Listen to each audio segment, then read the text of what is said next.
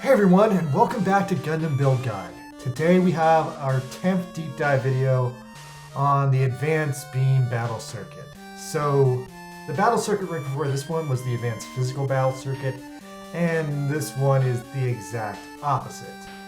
That being said, this is a way more forgiving battle circuit than the Physical Battle Circuit, just on account of there being way more beam parts in the game than there are physical parts. So you definitely have a lot more flexibility in this battle circuit compared to the last one. And also the stage isn't death trap either. So that being said, there are only 2 rounds this time you really need to watch out for. Forest and Amphib is back. So this time around, Forest requires you to build a technique suit. So unfortunately there are really only 2 good options there. The best option is the Turn A Gundam if you've pulled it in the past. Otherwise, you can use the Victory Gundam. Now, the Turn A is a total beast, but I made a huge mistake in my personal runs by using that in the first round. So when I got to the second round, all I had was the Victory. So I mostly had to make a Victory build. Meanwhile, in the Amphib round, so since beams are boosted and technique suits are boosted, honestly, the only suit that's going to cut it is the Abyss Gundam. But unfortunately, you might only have one Abyss Gundam, and nothing else in the game is going to come at least close. So the strategy I came up with for this battle circuit is to split the Abyss Gundam in half. Use half of its parts in the first round, and use the other half of its part in the second round. Now, me personally, I saved the EX seal parts for the second round. And the strategy worked out for me perfectly. Now, I know a lot of other people did not have this strategy, and they've been struggling this round, so this is what you need to do, guys. Split up the Abyss Gundam parts. Anyway, as far as the enemies in this circuit go, we have a typical weak Gelgu Jaeger start with, followed up by an equivalently weak Garmazaku, which is not a threat at all. This guy you can run circles around, he's a joke. Then, when you get to the boss phase, at first you have to deal with the Pale Rider. Now, the Pale Rider, he's usually pretty strong. And then after round 10, he's going to be joined by a second Gelgu Jaeger. The second Gelgu Jaeger, for some reason, is a lot stronger than the first Gelgu Jaeger. So, when it comes to the bosses in the second round, you're definitely going to want to kill either the Gelgu or the Pale Rider immediately, so that way you can manage a one-on-one fight with whoever's left. Anyway, aside from that, there's not a ton to go over. This is actually one of the easier battle circuits. So, anyway, let's dive straight into my round-by-round Let's Plays.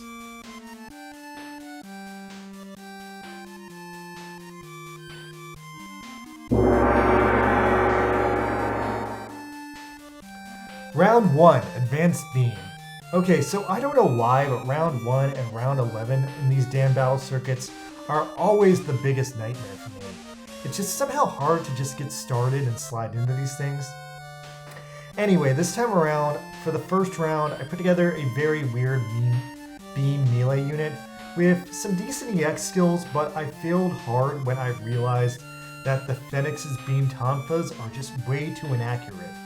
That led me into a bad and prolonged duel with the Pale Rider, but luckily the Phoenix's beam tonfas also regenerate fast, so I got a second chance to redeem myself, and this time I landed it. Nickname, Sexy Goof. Round 2, for Forest 1. Okay, so my huge sin here was this build is too OP, and honestly, as I look at it now, I really wish I had saved it for Forest 2 instead of for Forest 1, because the Turn A parts here are way too OP, and I was regretting not having them when I got to round 11. Anyway, for round 2, the suit is just too OP, and it managed to clear the stage impressively fast. The Red Warrior's Gunblade skill did right by me too, and I used the full saber attack, but it was nerfed because it's a physical move. Nickname, 7 Sword Victory Gundam.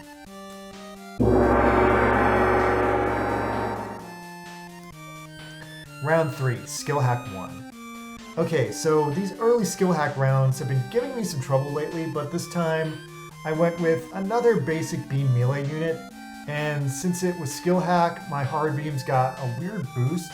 It ended up turning this into a shooter build in a way I wasn't planning on. So I used the Wolf's Howl to buff up my sabers, but honestly, the main reason I beat this round was a complete lucky accident that the Versago strike shooter shoots multiple shots in a single strike. So this ends up hugely benefiting the rules of skill hack. Like, I need to consciously make a note that I should be using the Versago strike shooter in every skill hack round from now on, because it turns out that that is like a killer part and a really valid strategy. Nickname, Skill Hack Legless Gundam.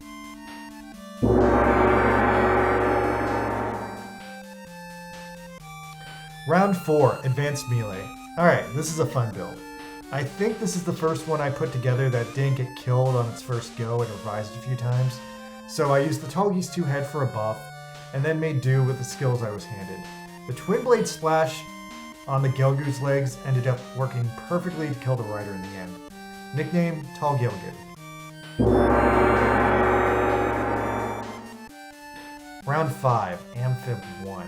Okay, Amphib 1 was the first stage I came up with when I decided to split the Abyss Gundam, because when I auto-built the strongest suit I could here, it was literally just the Abyss Gundam. So cutting it in half was the perfect strategy I needed to beat the 2 Amphib stages. I wisely saved the EX skills for Amphib 2 because it's the advanced beam circuit and I knew the beams would be boosted hard.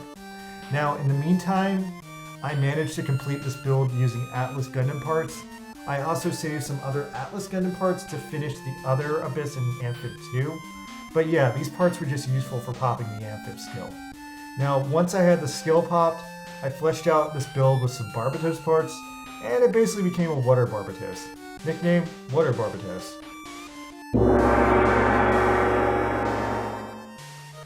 Alright, round 6, Switch Mode 1. Now, so round 6, I made this really OP rapid shooter build with really OP parts, and I used the 1/100 scale RX-78 legs for the first time ever, and they left a stupid impression. Nickname, you just got Katoki.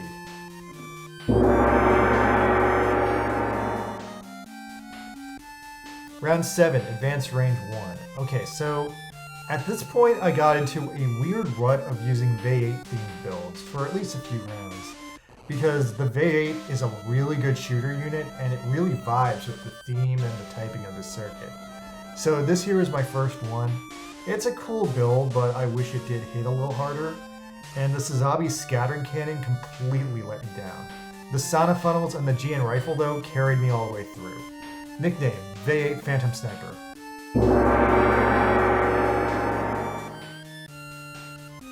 Round 8, Federation 1. Holy shit, look at that. I got myself a GPO4 build. Now somehow I was suggested to use the entire GPO4 except the arms, and the GPO4 here provides such a super strong base to build a build off of, so I wisely added some really good EX skills onto it, and I popped on the Exia Dark Matter's arms, which gave it a vaguely Gabra Tetra feel. Anyway, the Dark Matter arms have a weak beam rapid shooter attack. It wasn't strong, but I was able to get the best out of it though, and I combined it with some harsh beam saber skills, and that got me through the stage. Nickname, GPO4 Reconstructed. Round 9, Overdrive 1. So even though I've had some long rounds, there were a couple of rounds I did in under 20 seconds in the circuit. Now here I used even more V8 and Sazabi parts to build what at first looked like an underpowered suit, but I wanted to test out the altered Mark II shield missiles, and as it turns out, those hit really hard and really fast. Then after that, I used the Turn X's Carapace to kill off the rider. Nickname, V8 Colossus. Round 10, Advanced Skill. Okay, I didn't realize this before, but I didn't actually max this build out all the way. Either way, I still got the win with it, but it was kind of a tough fight. I don't actually use the Zavania's legs that often, so I had a bit of a misunderstanding about how they work. Anyway, in this stage, I fought my way through the first round using the zero system. Then I used both of my sure kill EX skills to rip out the bosses. Now, this probably wasn't the best way to do it, but I survived. Nickname, Zabanya Zero.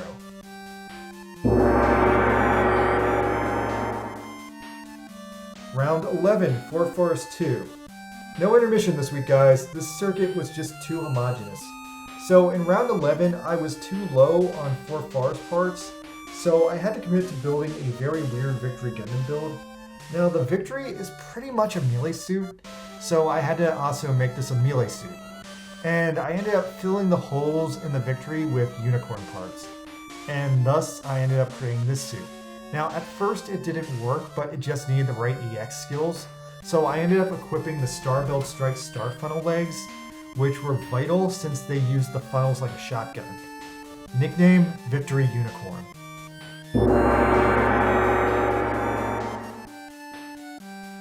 Round 12, Skill Hack 2.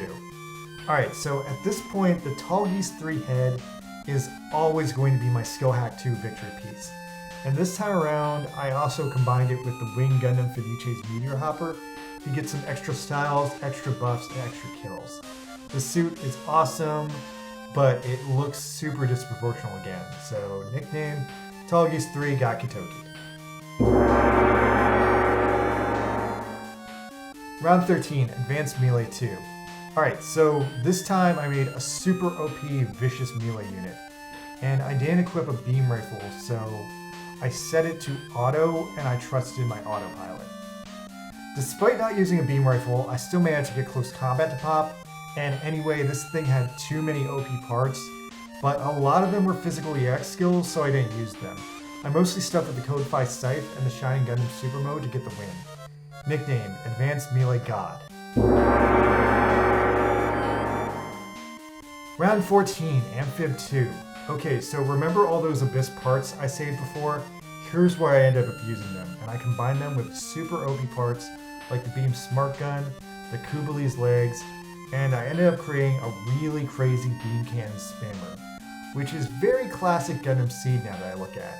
Now, as usual, the Belina Kai guns on the Abyss are just such a strong battle circuit skill, and they saved my butt twice here. The other beam spam attacks didn't do me very well, but I still got through the stage with this thing. Nickname, Beam Cannon Abyss.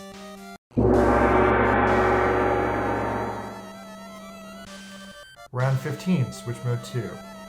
So, my Switch Mode High New Gundam is back in style again, although somehow it got the Gundam Versailles head, and the Turn A torso this week. It still does the same thing it always does, and that is get me through Switch Mode. Anyway, everything about this worked the way it ever did, although the Moonlight Butterfly gave me a little extra sure kill power. Nickname, Switch Mode High New.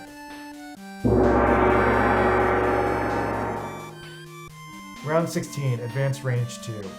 Okay, one of my favorite mashups of the entire battle circuit is the Phoenix's body here with a bunch of red EX skills and NTD enabled so I can actually see the blue Psycho Frame for a change.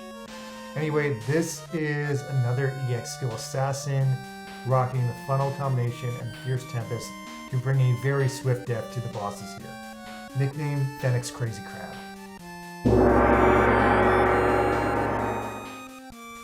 Round 17, Federation 2. Alright, this is another design I'm 100% impressed with. It's mostly a Gundam Hazel based, but then it has some really awesome use of the Mudrock and Unicorn parts mixed in to end up with a very intimidating and very natural looking Gundam.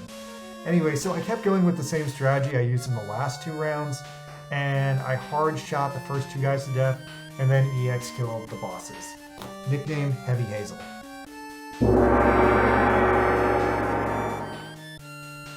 Round 18, Overdrive 2. Man, I am really rolling with these aesthetically pleasing suits this week. So in this round, I ended up with a mostly EXS inspired suit, but since it was a rapid shooter build with a super high shot attack, this stage ended in seconds. Nickname, EXS Orange.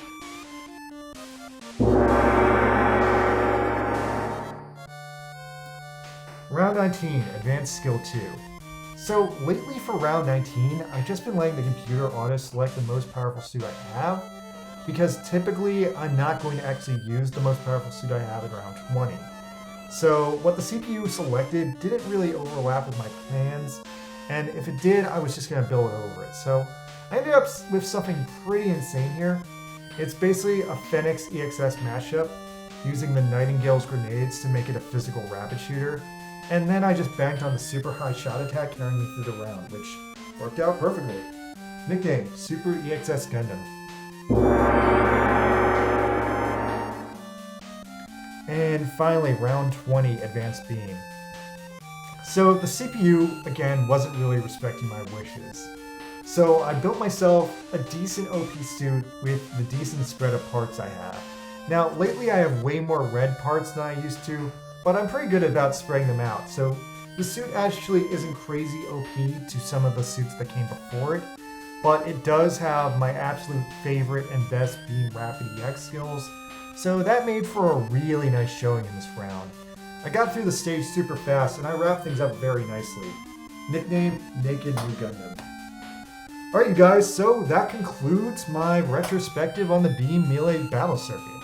It was definitely way easier than the last two battle circuits I've had to fight through.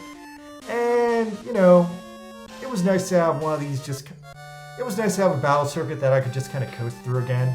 Although I did have to make a few upgrades here and there for some weird builds that I needed.